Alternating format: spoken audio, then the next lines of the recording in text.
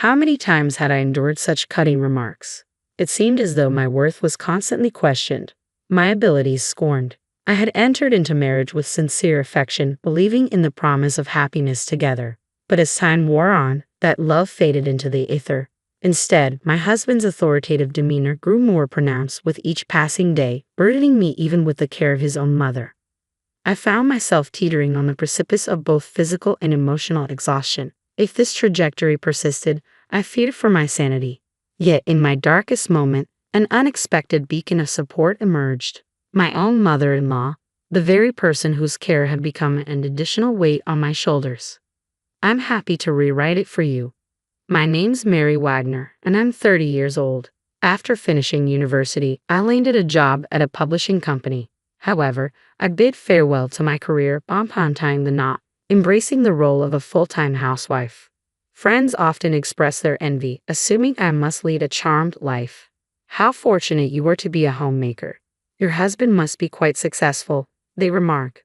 But the truth is, my married life lacks the joy they envision. In fact, it feels more akin to a descent into the depths of despair. The root cause of my unhappiness. My husband Jack. Our paths crossed in the workplace, and after 2 years of courtship, we exchanged vows. Jack, 3 years my senior, possessed a reserved demeanor, and we weren't exactly the epitome of affectionate partners. Nonetheless, I was drawn to his steadfast sense of self and mature demeanor. I envisioned a tranquil, content life together. That was my hope, at least.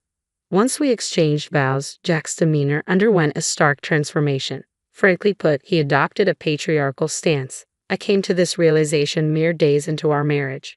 At Jack's behest, I embraced the role of a full-time homemaker, throwing myself into domestic duties from the onset of our union. On that particular evening, I diligently prepared dinner, eagerly awaiting Jack's return.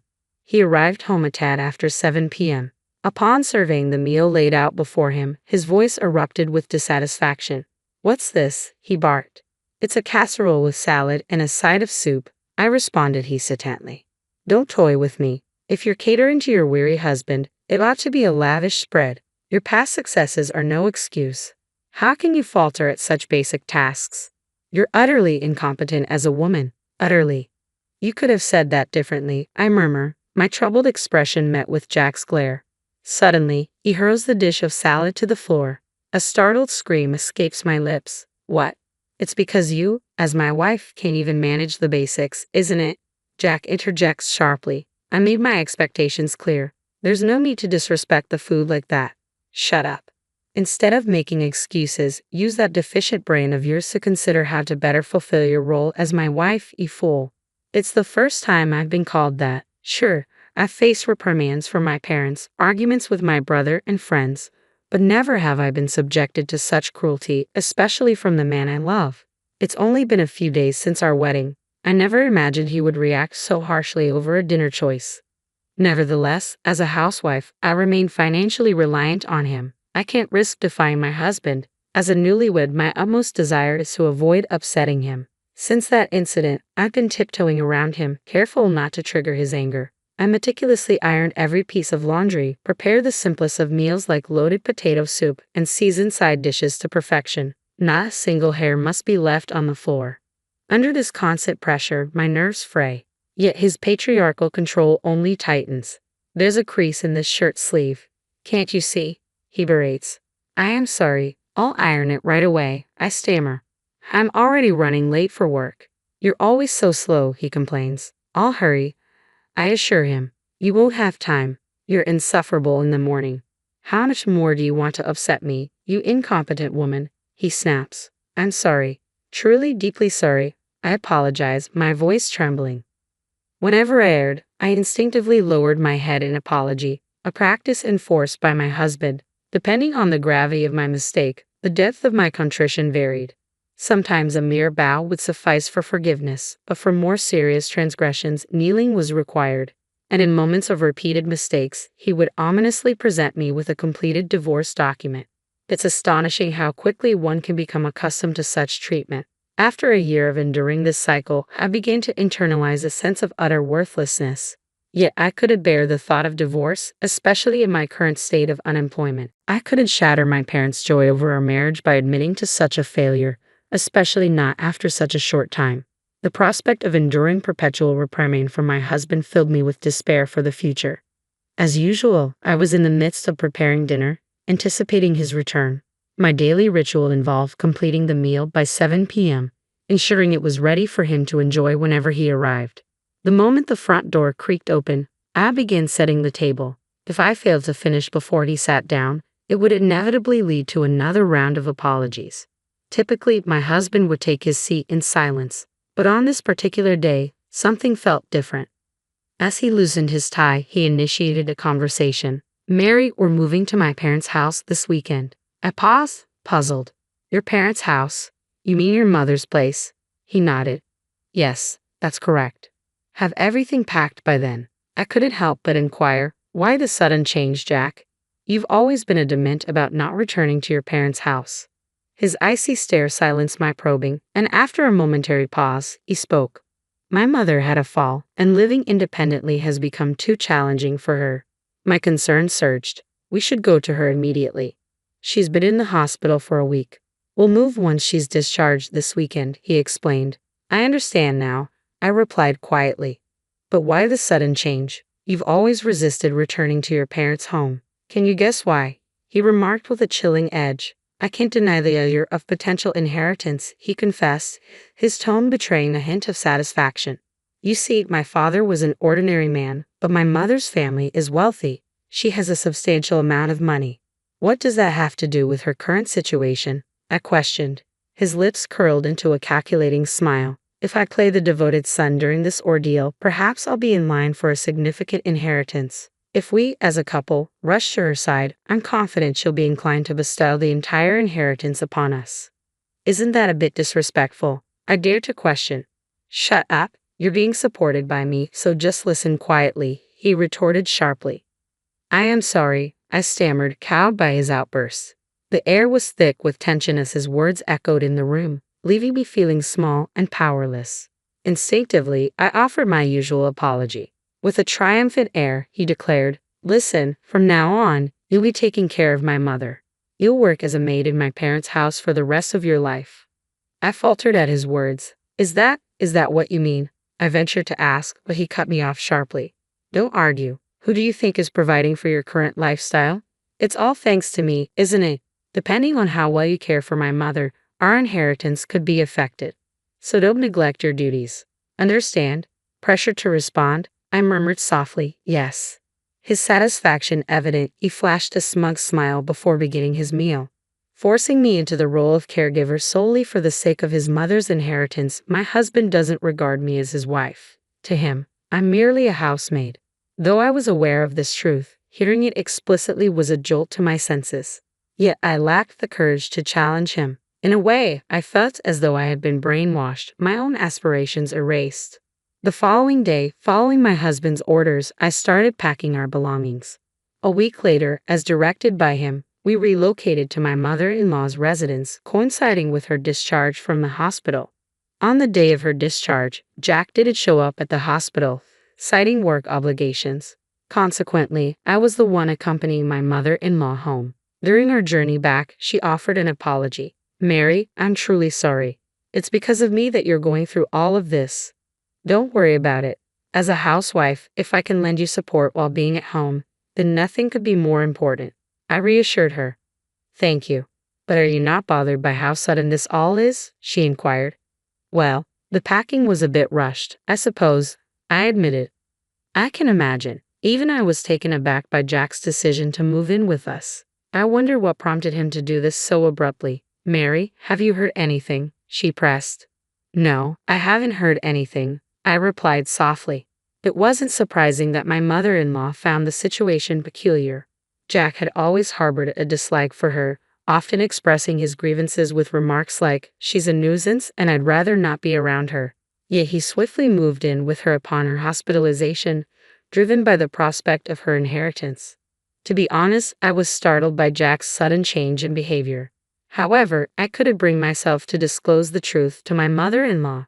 Striving to maintain composure, I concealed my inner turmoil. Thus began my life as a caregiver, navigating the unfamiliar responsibilities alongside the household chores in the spacious family home. Even amidst our return to his parents' residence, Jack's domineering demeanor remained unchanged, subjecting me to verbal abuse almost daily.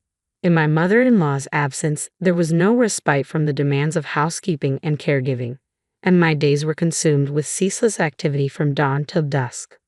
This routine persisted for about a month until one day, while I was attending to my mother-in-law's needs, she expressed her concern. "Mary, have you lost weight again?" "No, no, please don't worry about it, Mother," I reassured her. "Are you certain? I noticed the same thing when you first moved in. You seemed much more fatigued compared to when you were newlywed," she remarked. She was correct.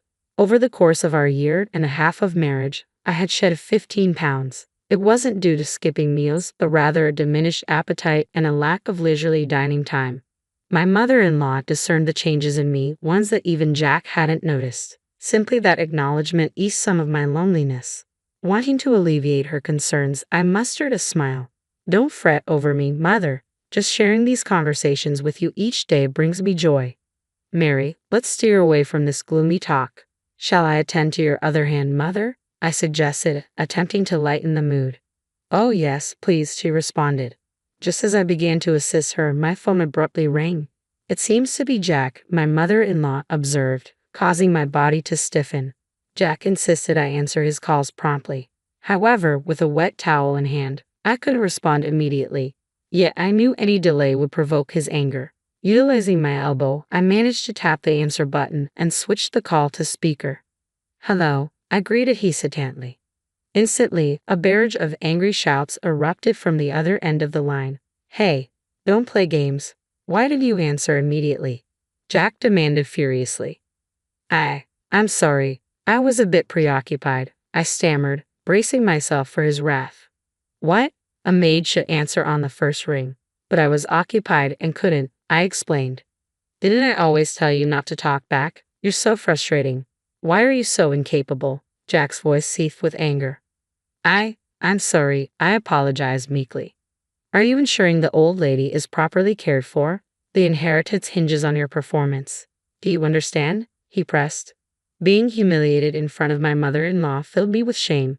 Jack continued to hurl insults, branding me incompetent and bothersome before abruptly ending the call. Following Jack's tirade, a weighty silence engulfed the room. It was my mother-in-law who broke it. "Mary, was that Jack? Does he always speak to you like that?" Yes, but it's my fault. I am incompetent," I admitted quietly. "What nonsense is that? You're such a kind and wonderful girl, Mary," she reassured me with sincerity. "Mom, I can't ignore this, Mary. It's time to take a stand." "Huh." My mother-in-law then proposed a plan. Following her lead, I gathered all of Jack's belongings and deposited them in the yard before locking the front door. Together, we awaited Jack's return. Several hours passed before we heard noises from the entrance. It was likely Jack, but the locked door remained impassable. Ignoring the intercom's persistent chimes, I followed my mother-in-law's instructions. Eventually, my phone began to ring. It was Jack. Switching the call to speaker, I answered, "Hello." He began shouting immediately, "Hey, stop playing games. Open the front door this instant." "I can't do that." "What? What do you mean?" "This is your mother's directive." Unable to grasp the situation, he continued to shout, "Stop messing around and open it now." In response, my mother-in-law's voice rang out, cold and resolute. "The one who's messing around here is you, you fool." "Mom, I always knew you were distant, but I never imagined you would treat your wife like this." "No, that's not. I sensed something was amiss when you suddenly moved in to exploit your wife and rely on inheritance. How could you lead such a disgraceful existence?" my mother-in-law admonished. "No, that's not true," Jack protested. "What's not true? I have no intention of leaving you any inheritance. If you understand, get lost.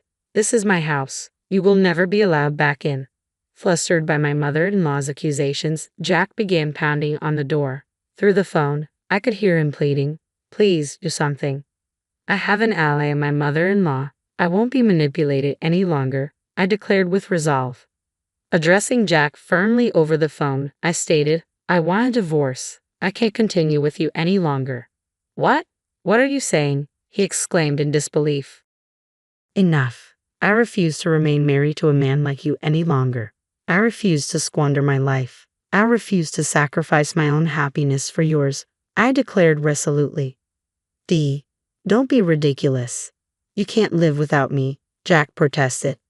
There's nothing I can't handle. No matter how difficult it may be, it's preferable to being with you. I will conquer any obstacle. I no longer require your presence in my life. I refuse to tolerate garbage like you, I retorted firmly. With that, I abruptly ended the call and blocked his number. His shouts could be heard from outside, eventually turning into cries of despair. My mother-in-law reported his disturbance to the authorities. Due to his disruptive behavior, he was escorted away by the police.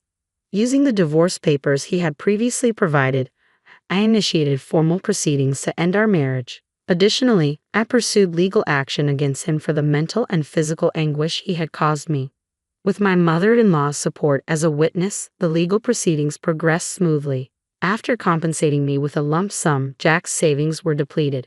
Furthermore, his employment was terminated by his company upon discovering his police record, relegating him to a lower position. Naturally, my mother-in-law declined to leave her inheritance to Jack. After consulting with a lawyer and honoring my mother-in-law's wish to entrust everything to me, it was agreed that she would transfer approximately $1 million to me annually. I continue to provide care for my mother-in-law in her home. It's the least I can do for her now. Mary, I'm deeply sorry for always burdening you. Even after divorcing Jack, you're still here caring for me. Why do you say that, Mom? I should be the one thanking you. Truly, I feel blessed to have a daughter like you. The feeling is mutual. Let's continue to support each other, all right? My life alongside my mother-in-law is now filled with more joy than I could have imagined. I'll strive to do everything within my power for her until the end of her days.